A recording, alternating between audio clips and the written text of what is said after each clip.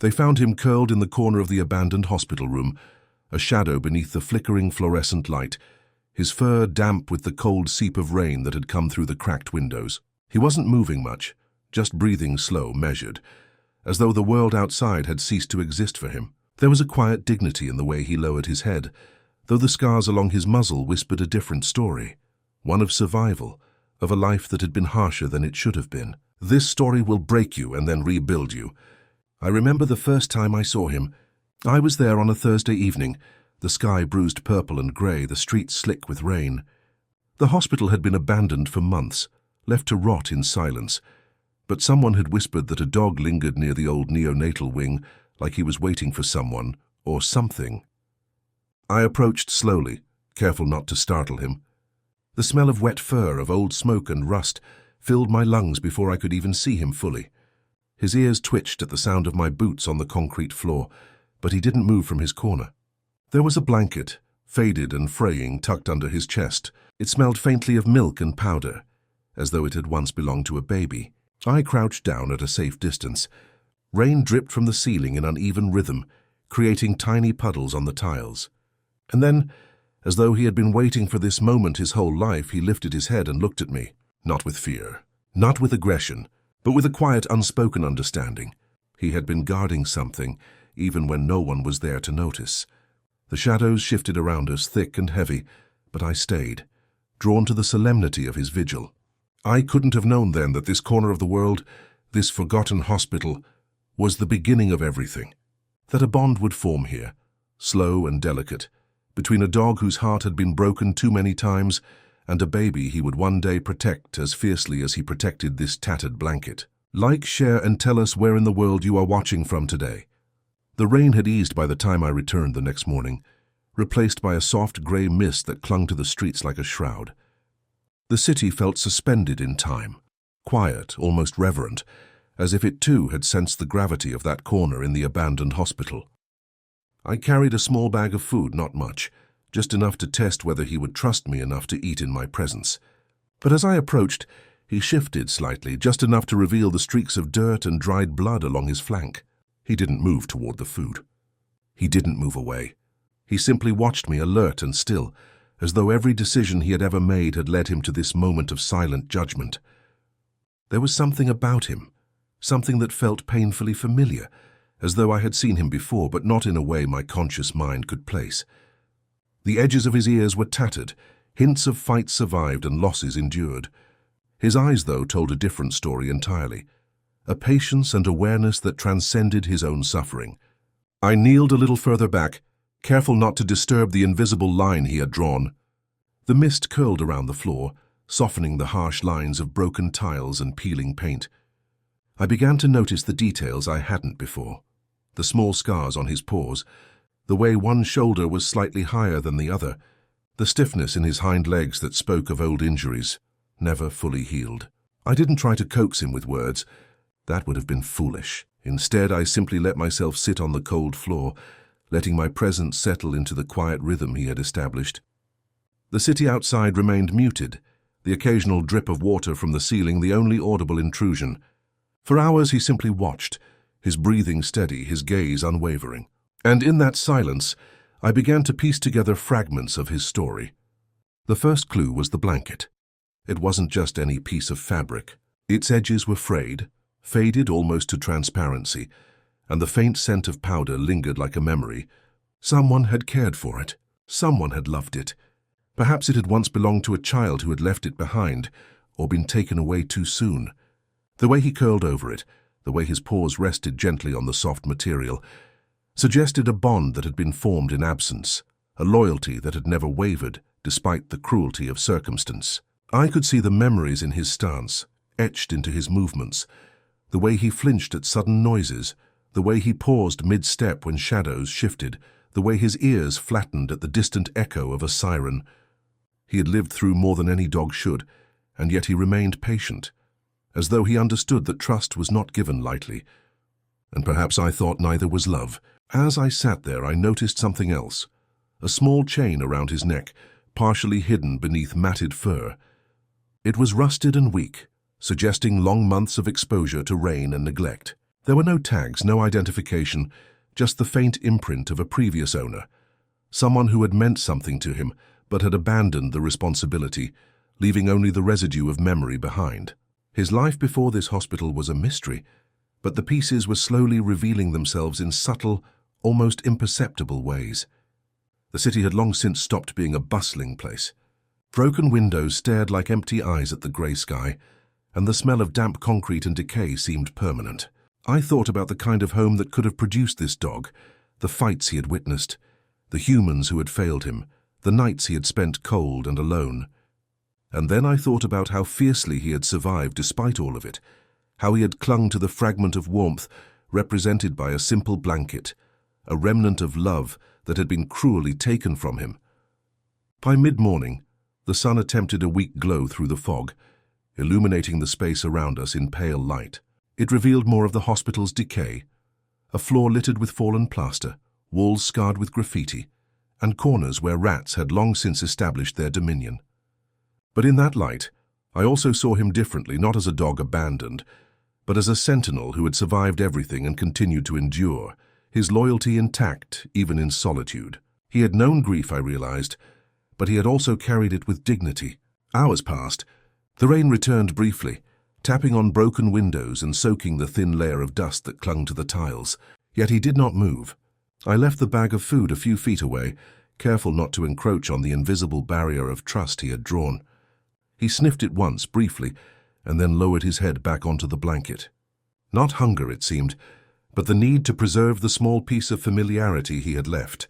I watched him, wondering how many nights he had spent guarding this empty space, this object that no one else could understand.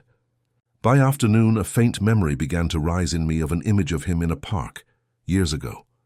Perhaps under a tree on a sunny afternoon, a small child running ahead while he stayed back, vigilant and calm.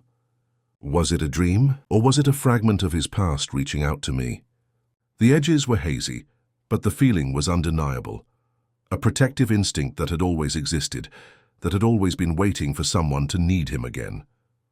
And then I saw it. A faint trace of blood on one of his paws, dried and dark against the lighter fur. Not fresh, but old remnants of a life marked by hardship. The blanket shifted slightly beneath him, and I realized that he had been lying there holding on to the past, even when it hurt him physically and emotionally. It was a lesson in patience and perseverance, a quiet testament to the depths of loyalty that only the broken-hearted could understand. I left the hospital that evening with a heavy heart, knowing that the story was only beginning. There was a sense of inevitability about our connection, a quiet pull that I could not explain. I knew he had a past, fractured and difficult, and I knew that somehow, in some small way, I would have to earn his trust. But for now, it was enough to know that he had chosen to stay in that corner, guarding a blanket, waiting for someone he might never see again. As I walked through the misty streets back to my car, I couldn't shake the feeling that this was not just about survival. It was about redemption.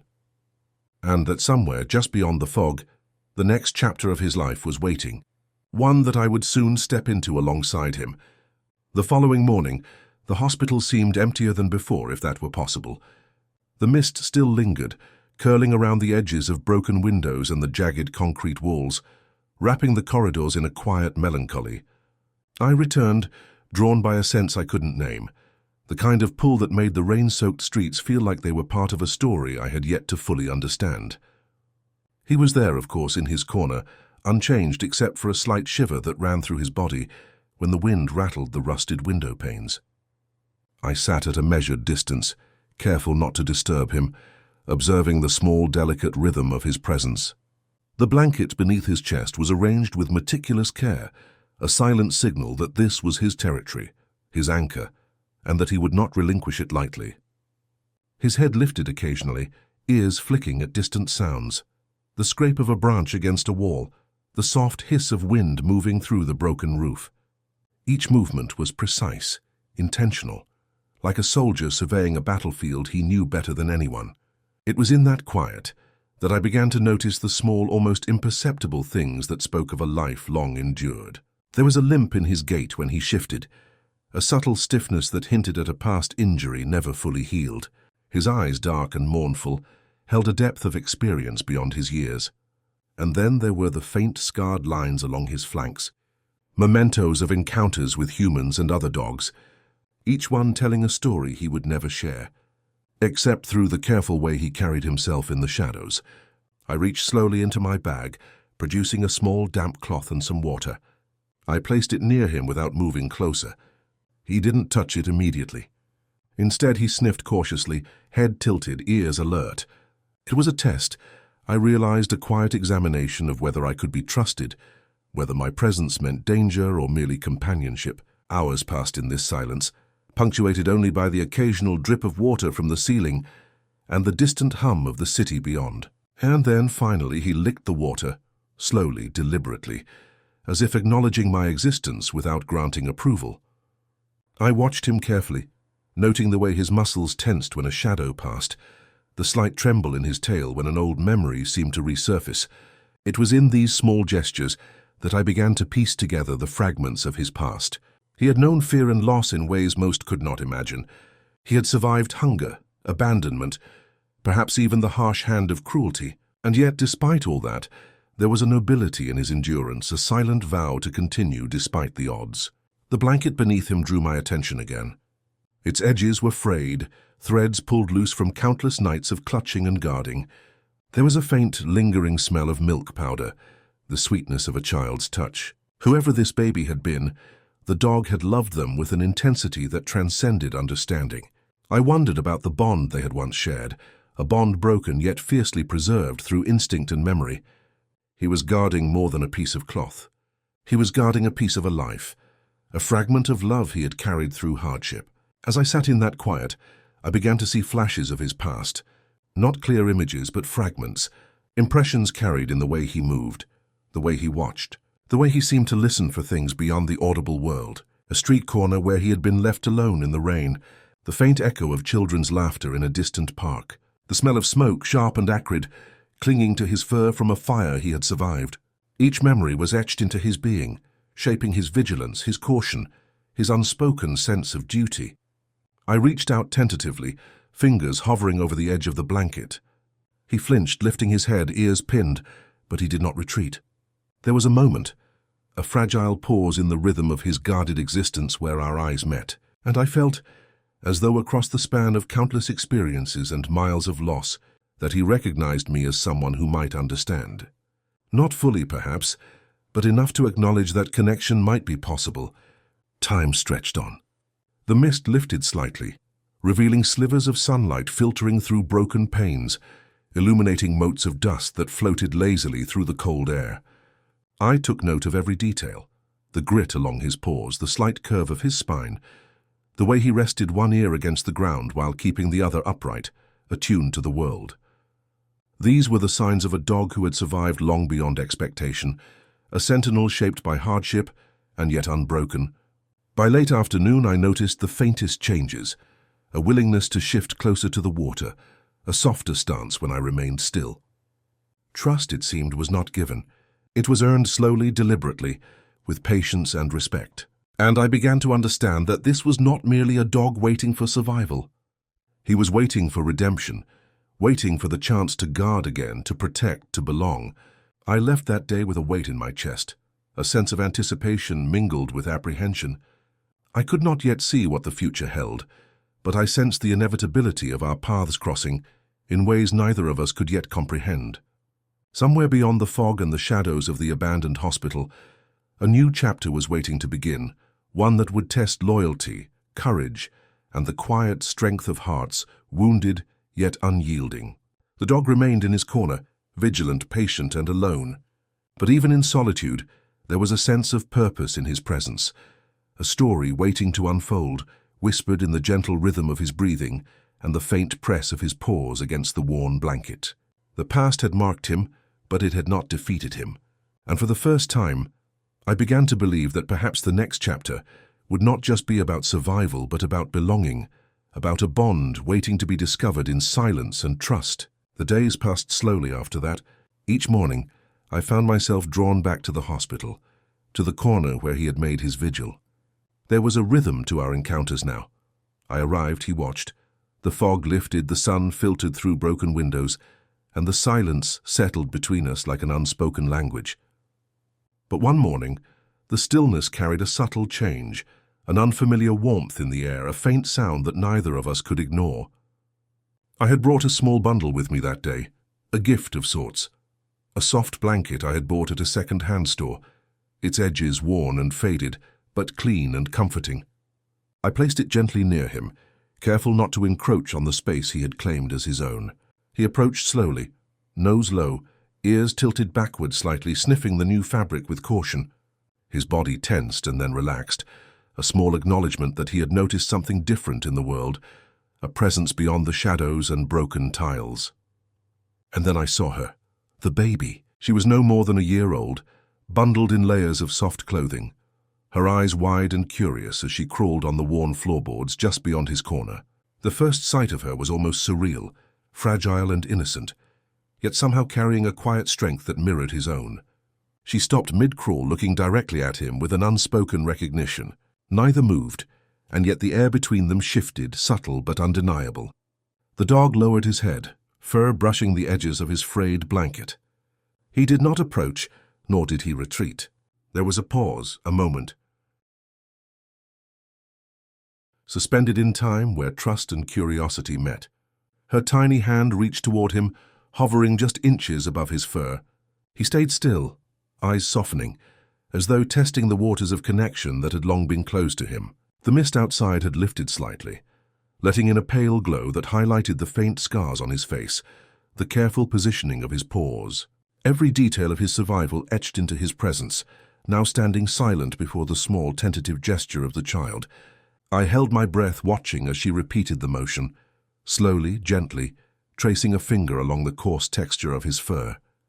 He didn't flinch. He didn't growl. Instead, he allowed the contact, a silent acquiescence that spoke louder than words ever could.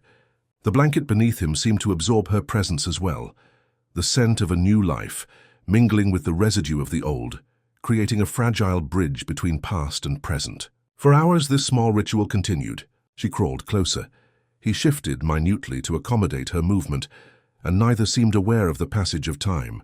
There was no laughter, no cries, no words, just the quiet exchange of recognition, the subtle building of trust. I could see in his eyes a flicker of understanding. This child was not like the others who had come and gone from his life. She was patient, unafraid, and intrinsically aware of his existence, her small presence eliciting a response that was more than instinct. It was something deeper, something almost sacred. I tried not to intervene, though my instincts screamed to reach out to protect her from the edges of decay that surrounded us. But I quickly realized that he had assumed the role I had not yet earned. His body was a shield, subtle yet formidable, as if every scar, every ache, every memory had been leading him to this singular moment of guardianship. The way he shifted, always keeping her within his peripheral vision, always attentive to the smallest movement, told a story of loyalty written not in words but in posture, in patience, in quiet vigilance. I noticed small things that day, details I might have missed before. The way his tail twitched slightly when she squeaked softly, the subtle shift of his ears toward the faintest sound of a distant siren, the way he adjusted his stance when the wind rattled the broken windows. He had lived through storms, both literal and metaphorical, and yet in the presence of this child he seemed almost softened, though never vulnerable. He had found a purpose that transcended survival.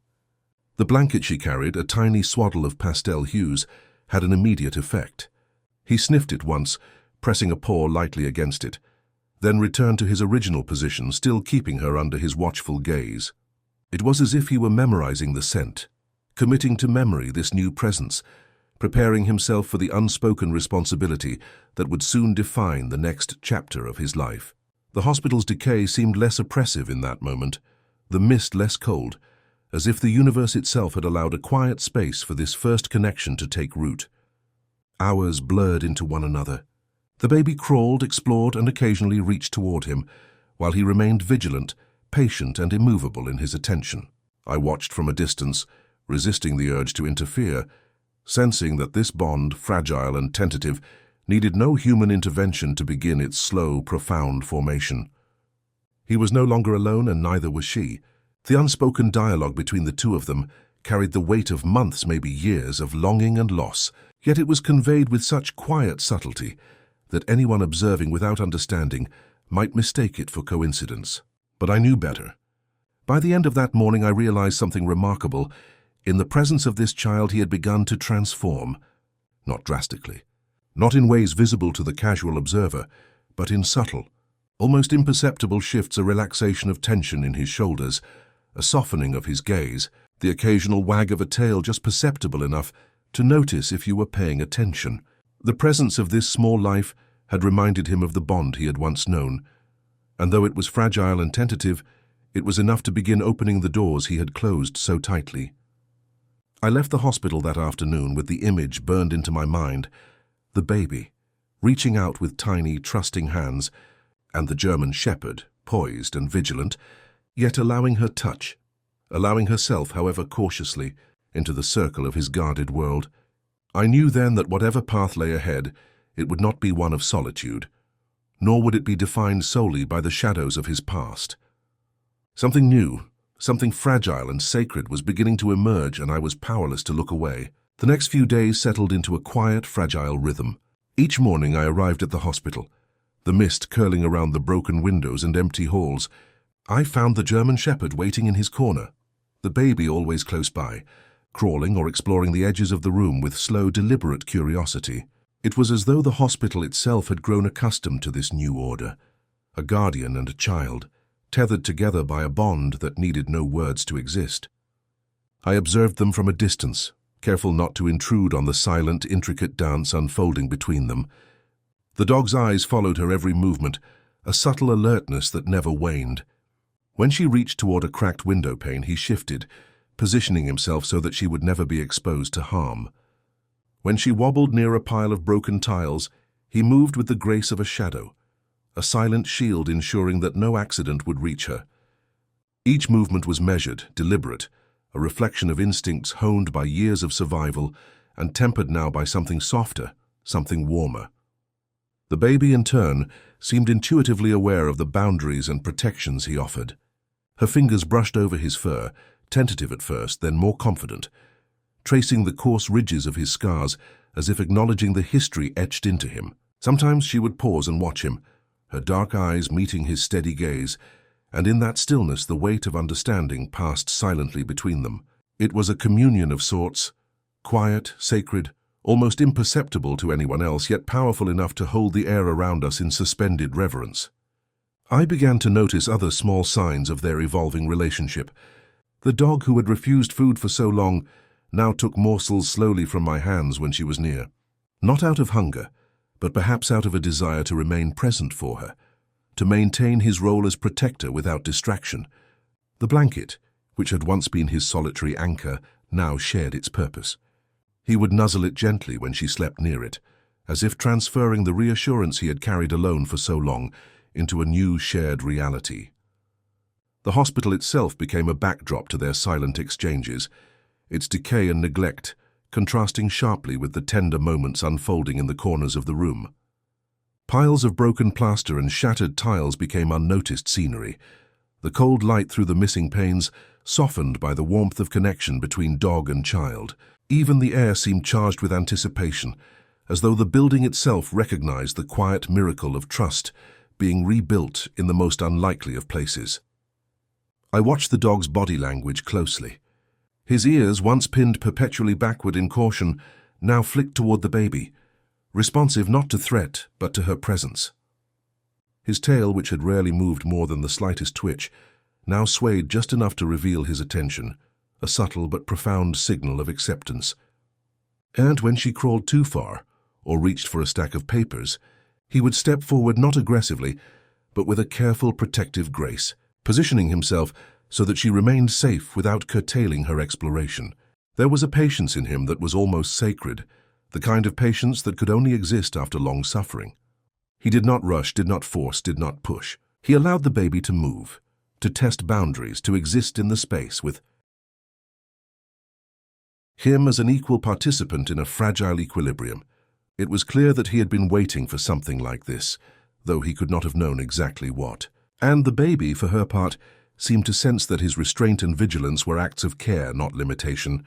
She leaned into him when tired, rested her head against his shoulder when unsure, and occasionally laughed softly at the small movements he made in response to her curiosity. The days were long, but each moment built upon the last, the rhythm of their interaction deepening imperceptibly. I began to understand that this was not merely a dog guarding a child, it was a careful reconstruction of trust, a reawakening of instincts long buried under trauma and neglect. The blanket, once a symbol of solitary survival, had become a shared object of comfort connecting past and present, memory and hope. And as I watched, I felt the undeniable pull of something larger taking shape, a bond that had the power to transform both of them, slowly, quietly, without fanfare or spectacle. One afternoon, as the sun finally broke through the thick clouds, painting the hallways in soft gold, the baby took a step hesitant, trembling, uncertain toward the dog. He froze in response, his muscles tensing as if ready to protect, yet he did not move away. He lowered his head slightly, eyes meeting hers, and in that moment of mutual recognition, trust crystallized.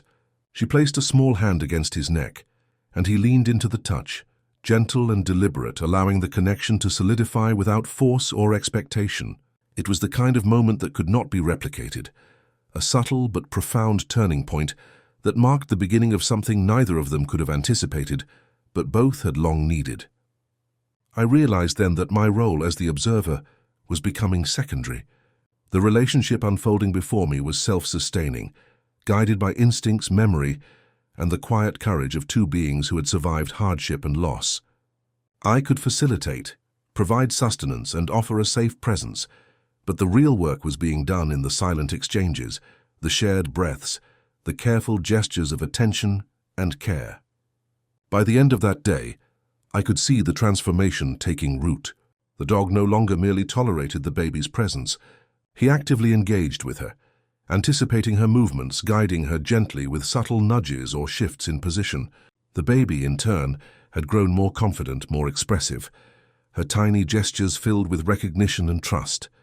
And somewhere between the shadows and the light, I could sense that the slow, delicate work of rebuilding connection and finding belonging was beginning in earnest. As I left the hospital that evening, the mist settling once more over the broken streets, I felt a quiet certainty. The past had marked both of them, but the present had begun to heal them. And though the road ahead was uncertain, fraught with challenges neither of them could yet see, the foundation had been laid, a fragile, beautiful bond built on patience, courage, and the unspoken promise of protection and care. By the following week, the quiet rhythm of our mornings had become almost ritualistic. I arrived at the abandoned hospital before the mist lifted, and the dog was already there, his presence steady, unwavering. The baby, wrapped in soft layers against the lingering chill of early autumn, was nearby, observing, exploring, and gradually becoming a fixture in his world. Something remarkable was happening. The dog, who had once been a sentinel of solitude, was beginning to allow the contours of life to enter his guarded space deliberately, cautiously, but unmistakably. I watched as he adjusted his body subtly whenever she crawled close. It was a dance of instinct and care, a slight tilt of his head, a soft shift in his weight, a careful placement of a paw not to dominate, not to assert, but to guide. He was learning slowly to read the nuances of her presence, the rhythm of her breaths, the way her small hands brushed objects in her path, the tentative steps she took when moving towards something unfamiliar. And in these gestures, in this silent, patient instruction, he was rediscovering the purpose that had been dormant in him for too long. The baby, in turn, seemed to sense the transformation. She moved more confidently, exploring areas she had once hesitated to touch, guided by the dog's subtle cues. Occasionally she would stop, her small hand resting on his fur, and he would remain still, every muscle relaxed yet vigilant, as though teaching her the unspoken lessons of safety and patience. It was a quiet choreography, built on instinct and trust, and I could feel the weight of the bond solidifying in the spaces between their movements. There was something almost sacred in the way he observed her. I had seen vigilant dogs before, protective dogs who would bark or growl at perceived threats, but this was different. There was no aggression here, only a measured, intentional engagement with her presence. He anticipated her actions, positioned himself to mitigate risks, and yet allowed her freedom to explore. It was as though he understood that protection was not about restriction, but about creating a space where trust could flourish. One morning, as the pale sunlight filtered through the broken panes of the hospital, I noticed a subtle change in his posture. The tension in his shoulders had eased. The rigid line of his spine softened just slightly. He rested one paw on the blanket, the same frayed, faded fabric that had been his constant companion, but now it was shared, its purpose expanded from solitary comfort to a communal anchor that included the baby.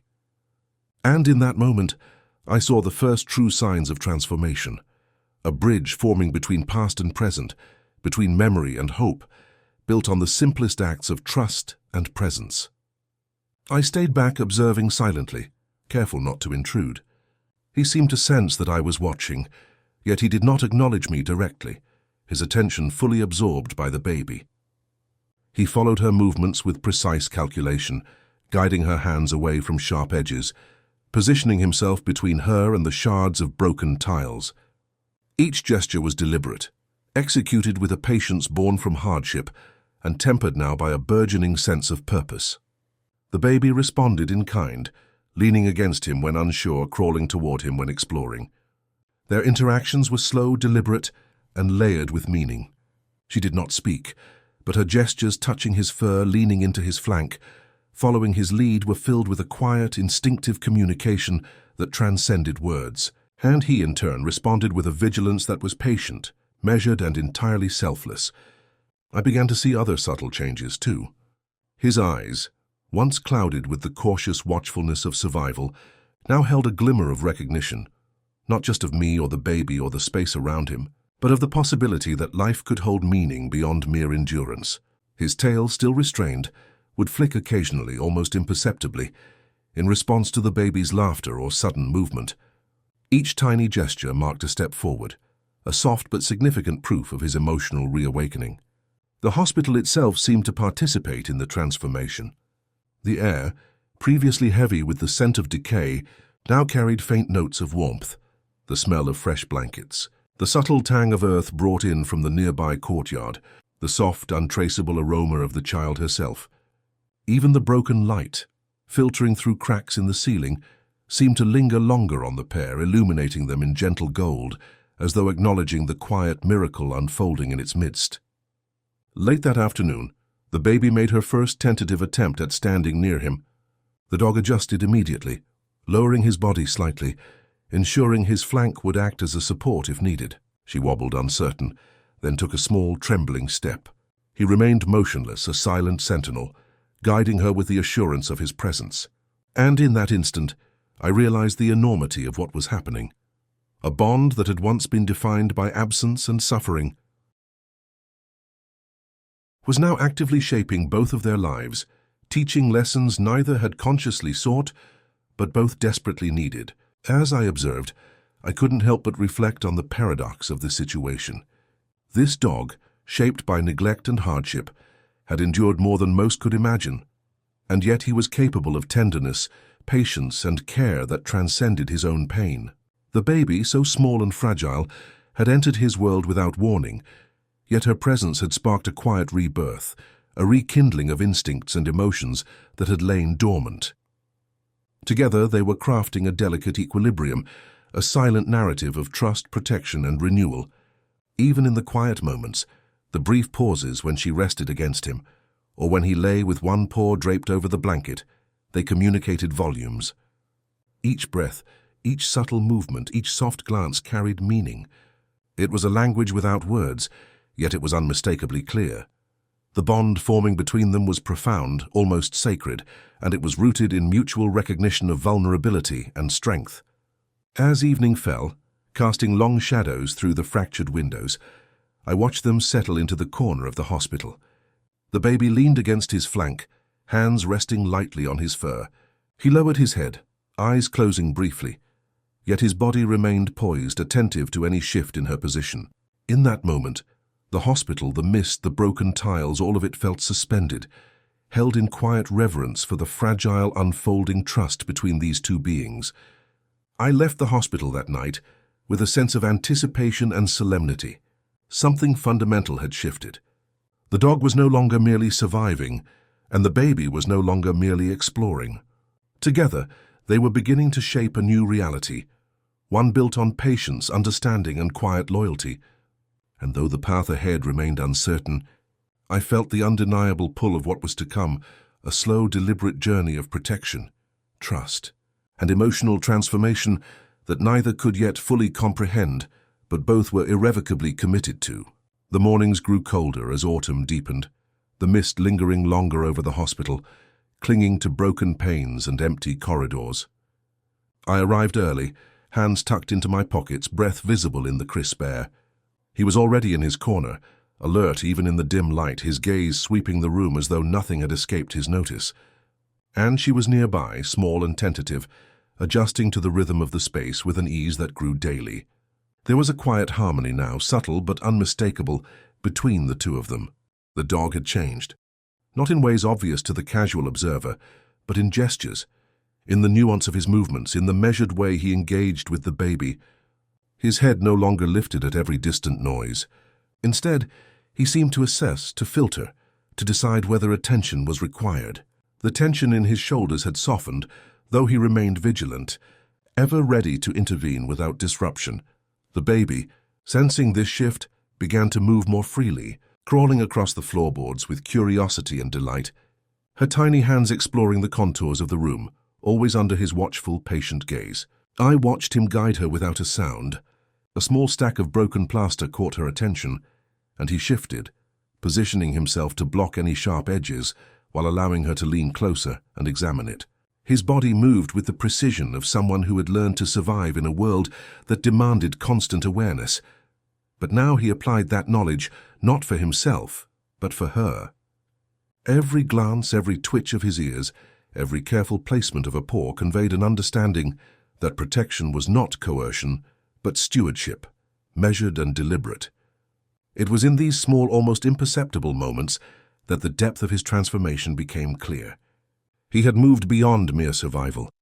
The instincts that had kept him alive, that had once been focused solely on self-preservation, were now applied in the service of another. The baby's presence had stirred something dormant within him, a capacity for care, for patience, for silent, enduring loyalty. I had witnessed his life reduced to vigilance and solitude, yet here he was, extending that vigilance outward, offering it freely, without hesitation, without expectation. She, in turn, was responding. The tentative gestures she had made days ago, reaching toward him, leaning against his side, had grown more confident, more deliberate.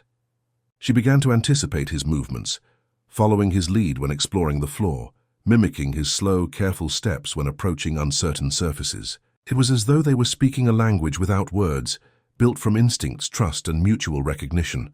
Each day the silence between them became denser, more meaningful, a medium for communication that transcended speech. I noticed the subtle nuances, the way his eyes followed her even when she looked away, the way he shifted his body so she could pass safely, the slight wag of his tail that only appeared when she was near.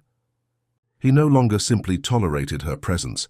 He had embraced it, woven it into the rhythm of his day, into the fabric of his vigilance. And she, in response, had begun to trust him completely, to recognize that his shadow was not a threat, but a safeguard, an anchor in the uncertain landscape of the abandoned hospital. The blanket beneath him had also transformed. Once a solitary object of comfort, it now acted as a shared anchor, a tangible link between past and present, between survival and belonging. She would sometimes reach for it, patting its folds as if acknowledging the years of loyalty embedded in its fibers. He would nuzzle it gently in response, a quiet affirmation that she too belonged to this fragile, sacred space. The scent of her small hands mixed with the faint odor of his fur, the hospital itself seeming to breathe a little lighter in acknowledgement of this new bond. There was a particular moment one afternoon that I will never forget. The baby, emboldened by her growing confidence, attempted to climb onto a low ledge where broken furniture lay. The dog shifted instantly, lowering himself just enough that she could use his back for support without risk. She placed a small hand on his shoulder, her weight balanced against him, and he remained completely still, muscles relaxed yet vigilant, a silent testament to his unwavering attention. I realized then that he had not only accepted her presence, but had adapted entirely to it, transforming instincts forged in isolation into acts of deliberate care. Even in the quietest moments, when she rested against him or pressed her cheek into his fur, the depth of his change was evident. He had become attuned to her breathing, responsive to the slightest movement, a living shield constructed from patience, empathy, and experience. The baby, for her part, had begun to mirror his calm, her movements slower, more deliberate, attuned to the rhythm he set. Together they created a cocoon of quiet connection that seemed almost sacred in its delicacy, an emotional resonance that neither could articulate but both could inhabit fully. The hospital, once a place of decay and neglect, now felt transformed in subtle ways.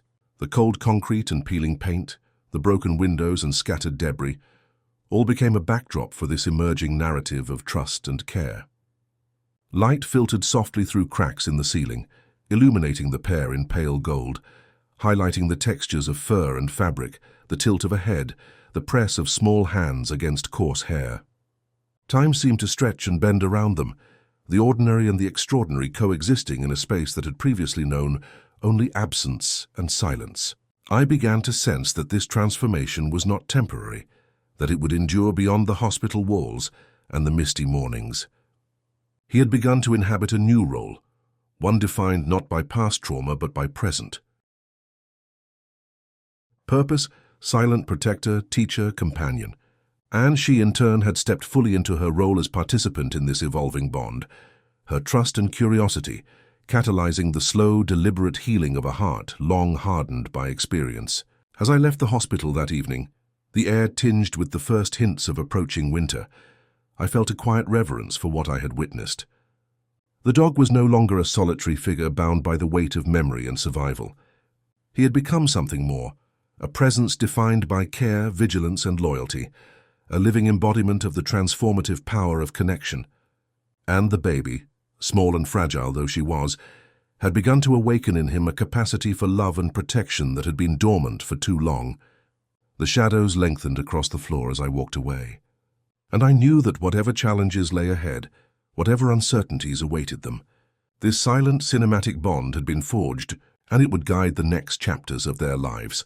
A quiet revolution had taken place in that corner of the world, a transformation born not of grand gestures, but of patient, deliberate, unspoken acts of trust and devotion. The hospital felt different that morning. The mist hung heavier, thick and unyielding, curling around the broken corners and empty corridors, as though it were aware of the delicate balance that had begun to form within its walls. I arrived early, carrying my usual supplies, but there was a subtle tension in the air that I could not shake. The dog was already in his corner, alert as ever, ears flicking at the faintest sound. The baby, bundled warmly, had been placed nearby by a visiting caregiver, her small body tense with curiosity. Something unspoken had shifted, a quiet undercurrent that neither she nor the dog fully understood yet. It began with a sound, a distant, muffled voice, indistinct but human, carrying through the broken walls of the hospital. The dog's posture stiffened immediately, the muscles in his shoulders tightening, his head lifting, eyes narrowing. I had never seen such a sharp response to something so subtle.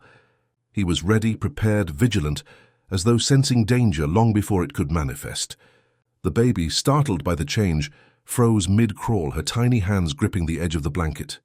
And in that instant, the fragile cocoon of trust we had been nurturing seemed to tremble, exposed to the intrusion of an outside world neither of them had encountered together before. I stayed back watching carefully. The dog did not bark. He did not growl. He simply shifted his body, lowering himself slightly, positioning himself so that the baby was shielded behind him. His eyes scanned the corridors, alert but controlled, movements deliberate and precise. The muffled voice grew louder, and then a shadow appeared in the distance, a human figure, cautious and uncertain, stepping into the space that had until now been theirs. The dog's gaze locked on the intruder, unyielding, unwavering, and the weight of his silent vigilance filled the empty hall with an almost palpable presence.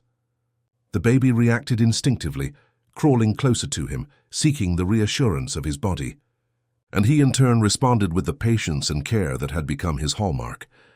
He lowered his head, allowing her hands to rest on his fur, and shifted slightly to envelop her within his protective reach. It was an instinctual dance, forged through countless small acts of trust, and yet in this new moment it became a shield against an unpredictable world. The figure approached cautiously, their steps hesitant on the cracked tiles. I recognized them as one of the hospital staff, a social worker, perhaps someone who had been searching for the child for reasons I could not yet discern. The dog remained still but alert, eyes never leaving the intruder, body poised to act should the need arise. The baby, sensing the tension, clutched his fur more tightly, a small gesture of instinctive reliance. The room felt suspended, time slowing as the unspoken confrontation unfolded. I could see the conflict in the human's posture, the uncertainty in their movements. They had not expected the dog to be here, to assume such a formidable presence.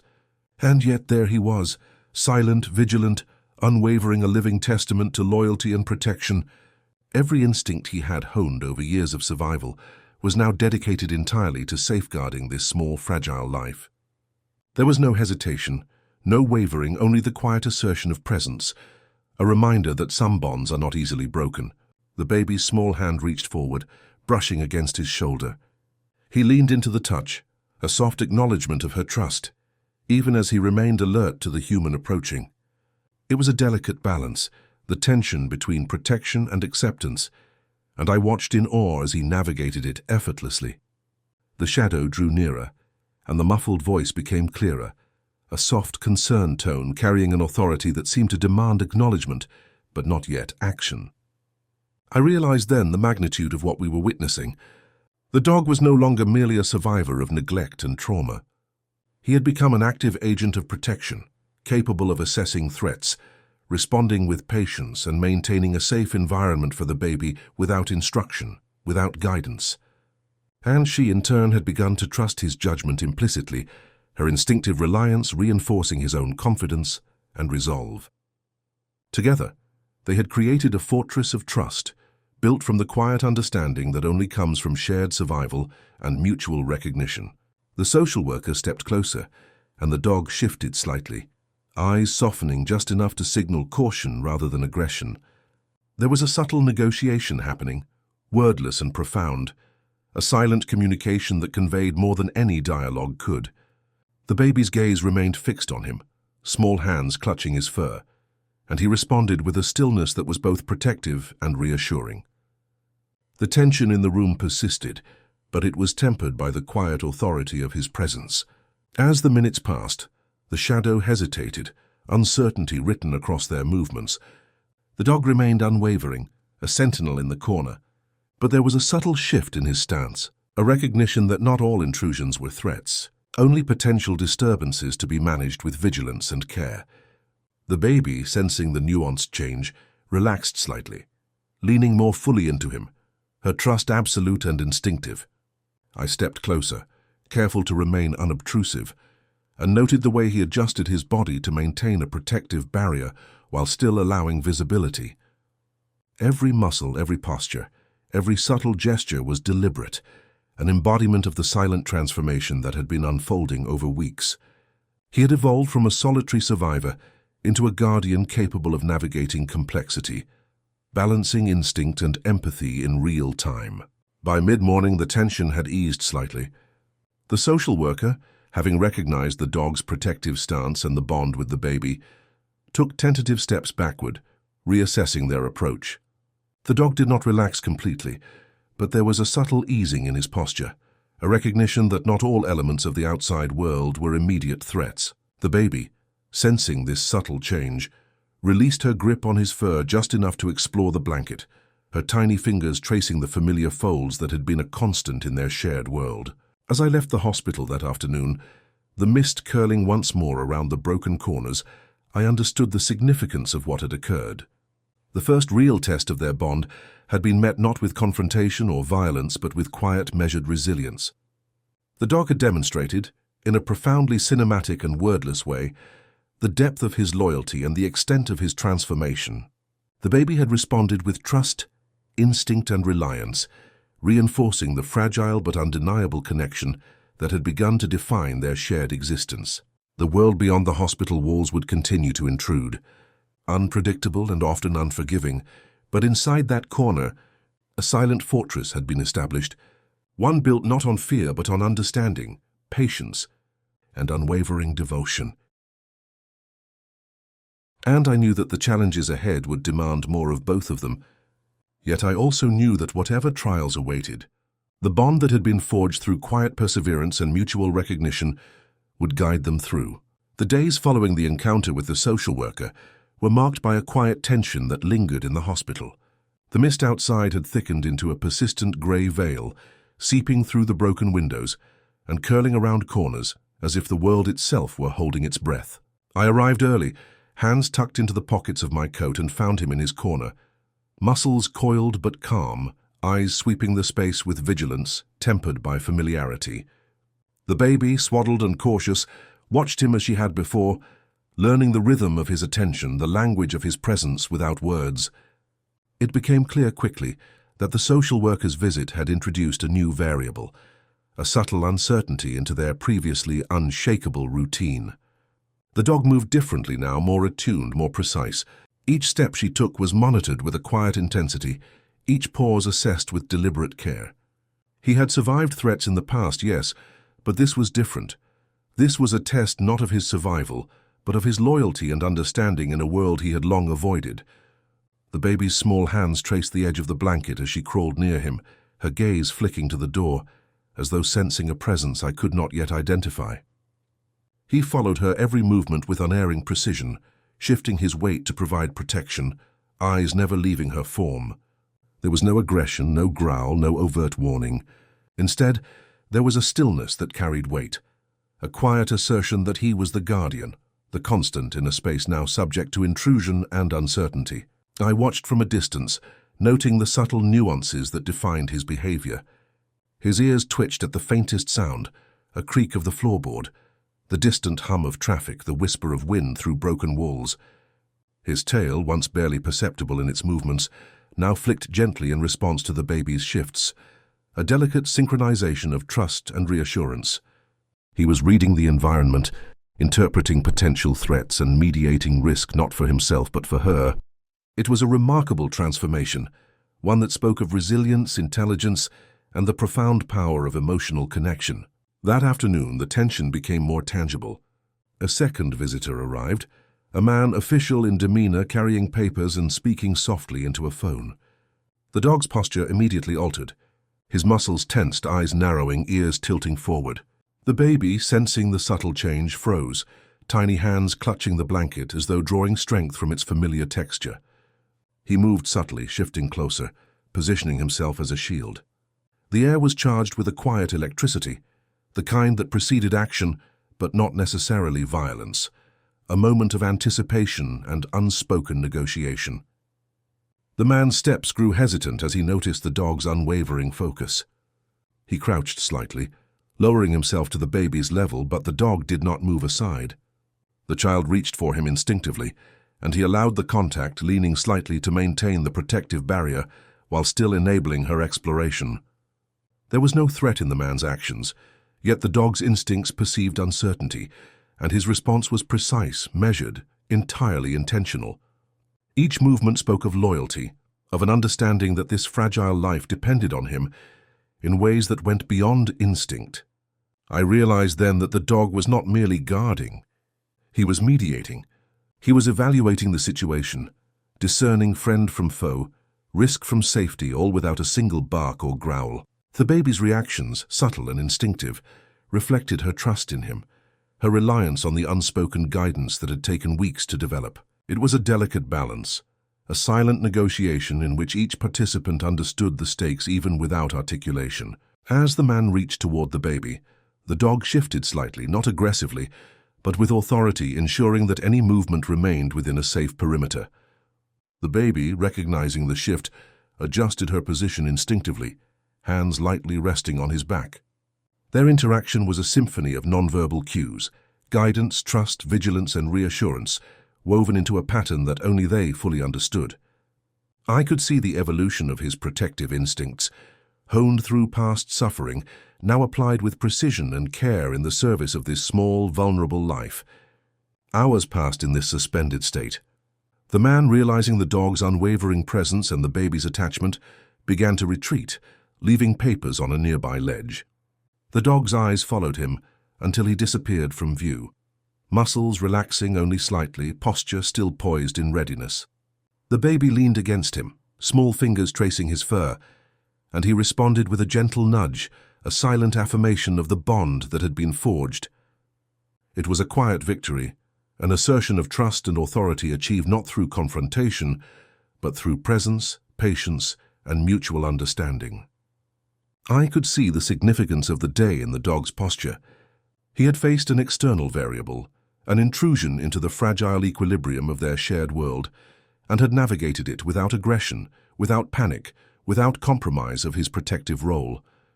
The baby had learned something too, something about trust, about reliance, about the safety inherent in connection. Together they had weathered the first true test of their bond, a test that demanded vigilance, awareness, and an almost instinctual negotiation of boundaries. As evening fell, casting long shadows across the broken floor, I noticed a subtle shift. The dog, once solely vigilant, now allowed himself the smallest moments of relaxation in the baby's presence. He lowered his head, eyes closing briefly, while still maintaining enough tension to respond instantly if needed. The baby, in turn, pressed herself against him, comforted not only by his warmth but by the assurance that he would not abandon her, that he would remain steadfast in the face of uncertainty. The hospital, with its peeling paint and fractured windows, seemed to acknowledge the transformation. The mist outside thickened, but inside there was a fragile warmth, a sense of safety carved out by weeks of patient interaction, instinctual understanding, and quiet, deliberate care. It was a sanctuary born of vigilance, trust, and unwavering attention, a space that neither the dog nor the baby had known existed before they had found each other. Walking away that evening, I felt the weight of what had occurred. This confrontation, subtle though it was, had cemented a truth that could not be undone. The dog was not merely surviving. He was protecting, mediating, and shaping the environment for the baby. She was not merely exploring. She was learning, trusting, and participating in a bond that had grown deep enough to withstand the intrusion of the outside world.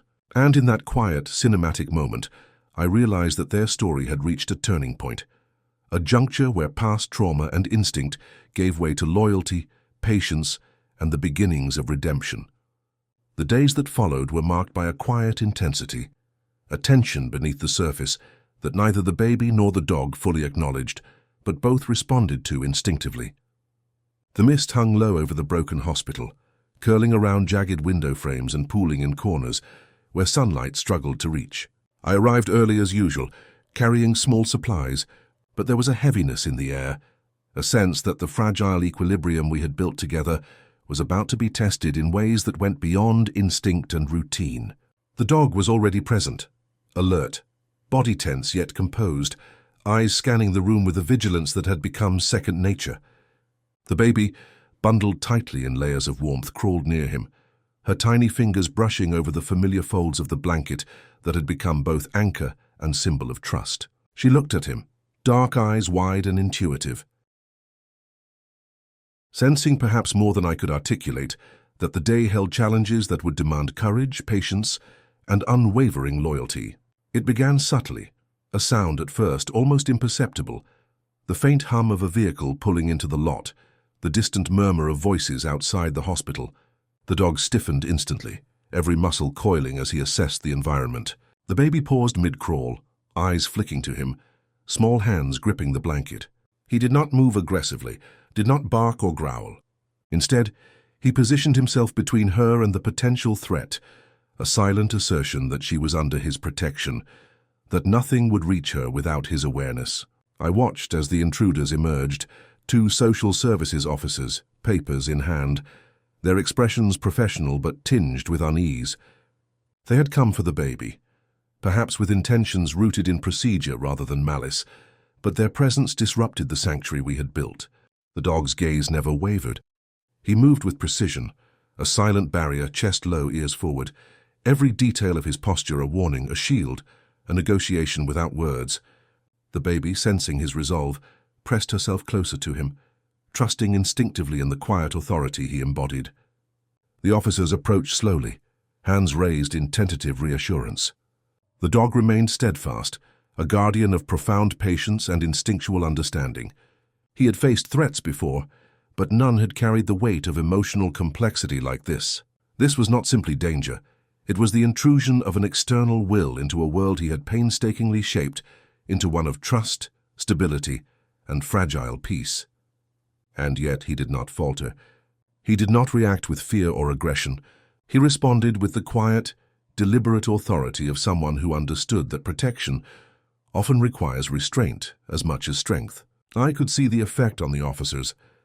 Their initial confidence faltered as they realized that this was no ordinary dog, no simple barrier to compliance. His posture, his stillness, the unwavering focus in his eyes all communicated volumes. He was not a threat in the traditional sense, but he was an immovable presence, a living testament to loyalty, patience, and the silent assertion that this child belonged, at least for now, within the sphere of his guardianship. The baby reached out instinctively, her small hand resting on his fur. He leaned into the touch, a gentle affirmation that he would not abandon her, that he would remain steadfast regardless of circumstance. The officers paused, uncertainty rippling through their movements. They spoke quietly to each other, scanning the room, weighing options, while the dog maintained his vigil. It was a cinematic moment, suspended in time, in which every gesture, the tilt of his head, the press of small hands against coarse fur, the subtle shift of weight conveyed an unspoken narrative of trust, protection, and quiet defiance. I stepped closer, careful not to intrude, but needing to assert a measure of control. "She's safe here," I whispered, voice low and deliberate, almost reverent. The dog's gaze flicked to me briefly, acknowledging, understanding, as though confirming that this assertion aligned with the silent guardianship he had assumed. Together we formed a fragile, unspoken alliance, human and dog, united in purpose, defending a small, innocent life from disruption, not with violence, but with presence, attention, and resolve. Minutes stretched into eternity as the officers assessed the situation. The dog's calm vigilance remained absolute, his patience tested but unbroken. The baby, sensing the unshakable constancy of his attention, relaxed slightly, pressing herself fully against him. There was a subtle softening in his posture, not in vigilance but in the acknowledgement of shared triumph.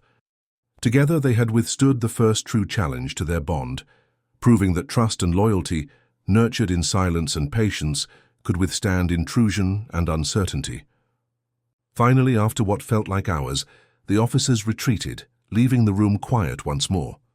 The dog remained in his position for a long moment, eyes scanning the now empty corridor, ensuring that the threat had truly passed. Only then did he settle fully, lowering his head, muscles easing, tail flicking gently in recognition of the baby's safety. She in turn leaned against him, hands tracing the familiar folds of the blanket, her trust absolute, her reliance unwavering. The tension that had gripped the space dissipated slowly, replaced by the profound quiet of mutual understanding and shared victory. I watched them, my chest tight with emotion, knowing that this was a pivotal moment. The dog had transformed fully, from a survivor shaped by neglect into a guardian defined by loyalty, patience, and protective instinct. The baby had learned in the most instinctive and emotional way the depth of that loyalty and the comfort of trust earned through consistent care. And together, they had claimed a small sacred victory in a world that often demanded compromise and surrender. As evening fell, casting long shadows through the fractured windows, the mist curling around the broken hospital, I realized the enormity of what had occurred. The dog had not only defended the baby, but had done so with a restraint and precision that transcended instinct. He had communicated without words, without aggression, the profound depth of his loyalty. And the baby had responded in kind, her presence affirming the bond, solidifying the trust and completing a circle of protection and care that had begun weeks ago in silence and uncertainty. Walking away that evening, I felt a quiet reverence. This was redemption, not dramatic or overt, but profound and cinematic, a reclaiming of purpose, a testament to the enduring power of patience, love, and trust. The bond between dog and child had been tested, challenged, and proven unbreakable, and I knew that the chapters ahead would build upon this victory, leading them toward a future defined not by fear or trauma, but by connection, resilience, and quiet triumph. The following days were quiet, yet heavy with anticipation, as though the world itself had taken a breath after the confrontation. The hospital remained shrouded in mist, the grey light of early morning casting long, fractured shadows across the floors. I arrived as usual, carrying the soft weight of vigilance and supplies, but there was an unspoken understanding now, a rhythm that had been established between the dog, the baby, and myself. The air carried a fragile stillness, as if even time recognized the significance of what had transpired. The dog was already in his corner, eyes bright and attentive, yet calmer than before.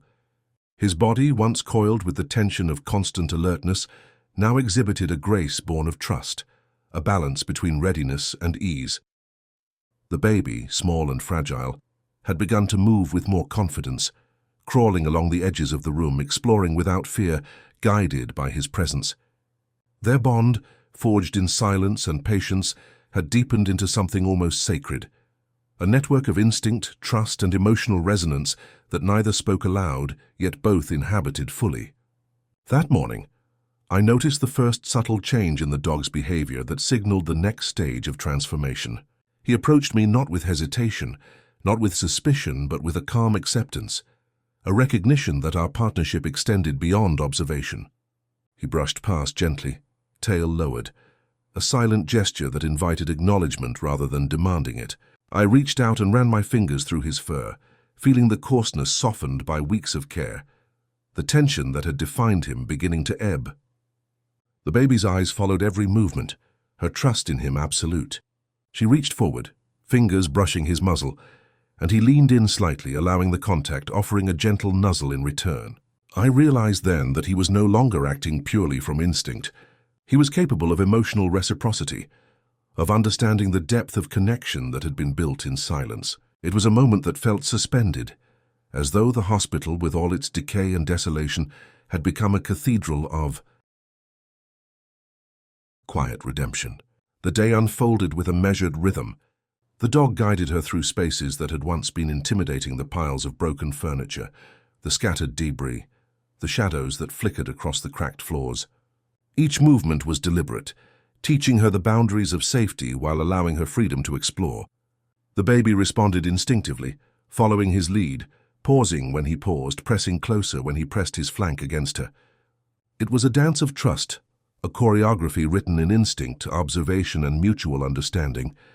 By mid-afternoon, a visitor arrived, a woman with paperwork in hand, perhaps an official tasked with evaluating the child's living conditions. The dog noticed her immediately, ears flicking forward, muscles coiling, but this time there was a subtle difference. He did not position himself aggressively. Instead, he stood alert, a sentinel capable of measured judgment. The baby, sensing the nuance in his posture, reached for him instinctively, and he leaned slightly to encompass her in his protective shadow. There was no fear, no panic, only the quiet assertion of presence and the demonstration of trust earned through weeks of careful attention. The woman spoke softly, trying to coax the baby toward her, but the dog remained unyielding in his vigil.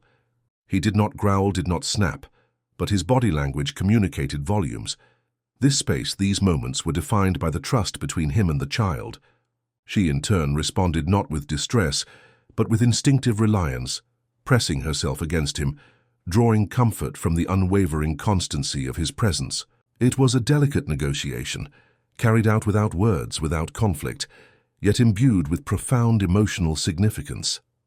I stepped closer, carefully interposing myself as a mediator.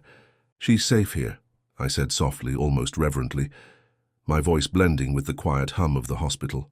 The dog glanced at me, acknowledging the alliance, a silent affirmation that our shared purpose extended beyond mere survival. Together, we had become guardians of her fragile world, ensuring that no intrusion could disrupt the delicate equilibrium that had been forged. The afternoon passed with subtle tension, the dog maintaining his silent watch, and the baby exploring the space under his attentive guidance. I noticed the way he had begun to anticipate her movements, adjusting his position before she reached an obstacle, subtly nudging her away from danger without startling her, allowing her autonomy while ensuring her safety. It was a quiet mastery of protective instinct, elevated by emotional intelligence, honed through weeks of patient observation and interaction. As the sun began to set, casting long golden streaks across the cracked floors. The visitor finally withdrew, acknowledging in silence the unspoken authority of the dog. He remained alert for a few moments longer, scanning the empty corridors, then relaxed slightly, lowering his head to rest gently on his paws. The baby, exhausted from the day's exploration, crawled to his side and rested her small body against him. He responded with a subtle nudge, not merely tolerating her closeness, but embracing it as part of his existence, a demonstration of the depth of loyalty that had grown between them. I sat quietly nearby, observing the tableau of redemption that had unfolded. The dog, once a solitary figure shaped by neglect, had transformed fully into a guardian, a teacher, a companion capable of navigating the complexities of human interaction while maintaining unwavering devotion to the child. The baby in turn had learned to trust, to respond, to inhabit a world defined by safety and care rather than fear and uncertainty. Together, they had achieved a balance that transcended circumstance, a profound illustration of the transformative power of patience, trust, and emotional connection. Night fell and the hospital, shrouded once again in mist, seemed to exhale. The dog lay with one paw draped over the blanket, the baby nestled against him, breathing evenly, calm, secure. The weight of the day's challenges had been absorbed, mitigated by vigilance, understanding, and unwavering loyalty. It was a quiet victory, a cinematic closure that required no words, no fanfare, only the subtle affirmation that redemption, once distant and abstract, had been realized in the smallest and most profound ways. As I left the hospital that evening, the mist curling around the broken edges, I felt the weight of what had transpired. The dog and the baby had faced challenges, external pressures and tests of trust, and they had emerged not merely intact, but stronger, more connected, more profoundly interwoven in a bond that would endure. Redemption had been achieved not through confrontation or dramatics, but through the patient, deliberate cultivation of trust, protection and loyalty, a silent narrative that spoke volumes in its quiet triumph. The hospital had grown quiet in the late hours of the night. The mist outside pressed against the cracked windows, curling along the edges of broken panes, and the faint light of a street lamp filtered through, casting a pale gold across the worn floors. I moved slowly through the corridors, careful not to disturb the fragile peace that had settled over the space. He was there, as always, at the corner where he had claimed the blanket as his own, body relaxed yet vigilant, ears twitching at the softest whisper of movement. The baby lay nearby, wrapped in the warmth of layers and familiarity, eyes heavy with sleep. It was in these moments, when the world felt suspended and the weight of hours seemed to condense into the silence of the room, that the full depth of their journey became clear. The dog, once hardened by neglect and trauma, had transformed fully, not through words, not through external acknowledgement, but through the patient, deliberate cultivation of trust and care. He had become a sentinel, a guide and a companion, embodying protection and love in ways that were quiet, profound, and cinematic. The baby stirred slightly, a small hand reaching out instinctively toward the blanket beneath him. He shifted, leaning gently into her touch, offering reassurance without motion or sound, a subtle acknowledgement that she was safe, that she belonged, that this fragile bond was unbreakable. The rhythm of her breathing matched the rise and fall of his chest, and in that quiet synchronization, there was a peace that transcended the fractured walls and broken floors, a serenity born of survival, trust, and shared resilience. I sat on the edge of the blanket, careful to remain an observer rather than a participant, and allowed myself a long, quiet exhale. This was the culmination of weeks of uncertainty, tension, and slow, deliberate growth. The dog had faced external threats, intrusions into their fragile sanctuary, and had responded with the wisdom of experience and the patience of instinct refined by love. The baby had learned to navigate a complex world through trust and reliance, guided by a presence that had become both protector and anchor. Outside, the mist thickened, softening the harsh lines of the city and muffling the distant sounds of traffic. Inside, the warmth of shared existence radiated quietly, imperceptibly through the small circle of light cast by the street lamp. He rested his head on the blanket, one paw draped protectively over its folds, and the baby nestled close, tiny body aligned with his in a perfect, wordless harmony. There was no fear, no urgency, no need for movement, only the slow, deliberate beat of trust, the quiet pulse of loyalty and care that had defined their journey. I remembered the first days when he had been stiff, wary, unapproachable, yet already harboring an instinct for protection. I recalled the small, hesitant interactions, the tentative gestures of the baby reaching toward him, and the subtle shifts that marked the beginning of trust. And now, seeing them here, I felt the weight of transformation. A dog who had learned to love and protect, a child who had learned to trust and rely, and a human witness to the quiet redemption that had unfolded in silence. There was a moment when the baby stirred, eyes half open, looking up at him. He responded immediately, lifting his head slightly, tail brushing gently against the floor, eyes softening in recognition. She smiled, a tiny, delicate movement, almost imperceptible, and pressed herself against his shoulder. He leaned into her, a gentle nuzzle, an affirmation that she was safe, that she was cherished, that this bond was enduring. The weight of the world, with all its uncertainties and threats, had been held at bay in this corner of light, shadow, and quiet devotion. Time seemed suspended, each second stretched by the gravity of their connection. I could hear my own breathing, slow and deliberate, mingling with the soft rise and fall of the baby's chest, with the almost imperceptible exhale of the dog beside her. In that small, fragile ecosystem of warmth and vigilance, there was redemption, restoration, and the possibility of healing that had seemed distant only weeks before. Each subtle gesture, the tilt of a head, the press of small fingers against fur, the gentle nuzzle of the dog, was a note in an unspoken symphony of trust and care. I rose slowly, careful not to disturb them, and took a few steps back, watching as the mist shifted against the windows. The dog's eyes followed me briefly, acknowledging my presence, then returned to the baby. She stirred once more, small hands pressing against his fur, and he responded with the same quiet, deliberate care that had become second nature. It was a rhythm, a choreography, a bond forged in silence, patience, and unwavering attention. The night deepened, the pale gold of the street lamp stretching across the floor in long, muted lines. Outside, the world remained distant, cold, indifferent, but inside there was warmth, safety, and the culmination of a journey that had begun with hardship, fear, and solitude.